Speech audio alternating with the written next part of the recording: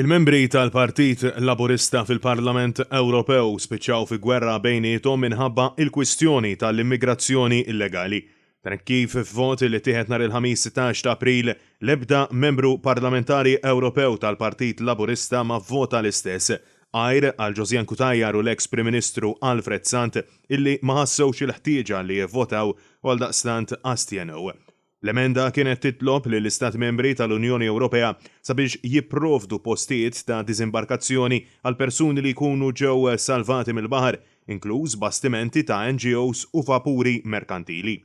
L-Europarlamentari Laburista Alex Agius Saliba sostna mal-ġurnal Illum illi hu kien kburi li din l-emenda vota kontrija u fortunatament fl-aħħar mill-aħħar il-maġġoranza tal-plenarja ma appoġġatiex minkejja li l-pożizzjoni tas-soċjalisti kienet favorija.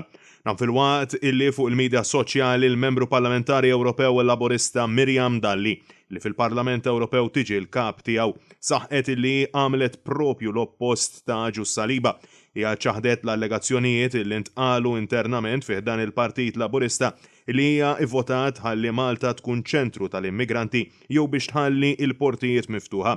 Mill-banda l-oħra Alex Agius Saliba saħa illi hu ddeċida b'konvinzjoni illi jaħdem u jikkonvinċi numru ta' Europarlamentari oħra illi dan il-pis fi ċirkostanzi li qed ngħixu bħalissa kien wieħed sproporzjonat fuq l-iżgħar stat membru tal-Unjoni Ewropea. F'din ir-reżoluzzjoni kien hemm numru ta' Europarlamentari li ppruvaw imexxu l quddiem emenda illi b'mod dirett kienet ser taffettwa lil pajjiżna b'mod negattiv ħafna bħalissa. Iżda Miriam Dalli akkużat lill-MP Laburista b'tawwiċ tal-fatti.